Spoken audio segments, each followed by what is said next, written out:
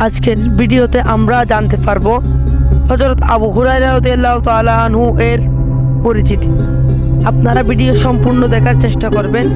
অধিক হাদিস বর্ণনাকারী সাহাবীগণের মধ্যে হযরত আবু হুরায়রা রাদিয়াল্লাহু তাআলা আনহু অন্যতম।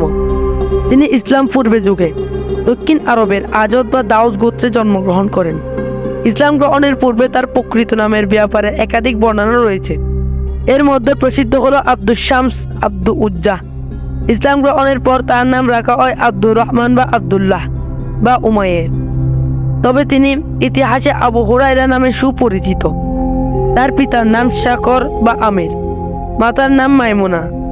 হযরত আবু হুরায়রা রাদিয়াল্লাহু তাআলা আনহু 626 খ্রিস্টাব্দে হিজরি 7ম সনে খাইবার যুদ্ধের সময় মদিনায় ইসলাম গ্রহণ করেন। তখন তার বয়স হয়েছিল প্রায় 30 বছর। ইসলাম গ্রহণের পর থেকে ইন্তিকাল পর্যন্ত তিনি সর্বদা রাসূলুল্লাহ সাল্লাল্লাহু আলাইহি ওয়াসাল্লাম এর সোহবতে থাকেন। তিনি 59 বা 57 হিজরি সনে 78 বছর বয়সে মদিনায় ইন্তিকাল করেন। জান্নাতুল বাকিতে তাকে দাফন করা হয়।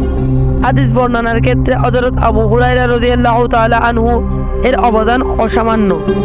সাহাবীগণের মধ্যে তিনি সর্বাধিক হাদিস বর্ণনা করেন। তার বর্ণিত হাদিসের সংখ্যা 5374টি।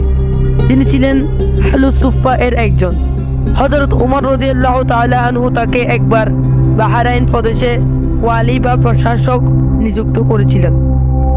আমাদের ভিডিও এতটুকু পর্যন্ত। আপনাদের ভালো লাগলে সাবস্ক্রাইব করবেন ইনশাআল্লাহ। পরবর্তী ভিডিও দেখার জন্য বা আপনাদের কাছে সর্বপ্রথম পৌঁছার জন্য নোটিফিকেশন অন করে রাখবেন।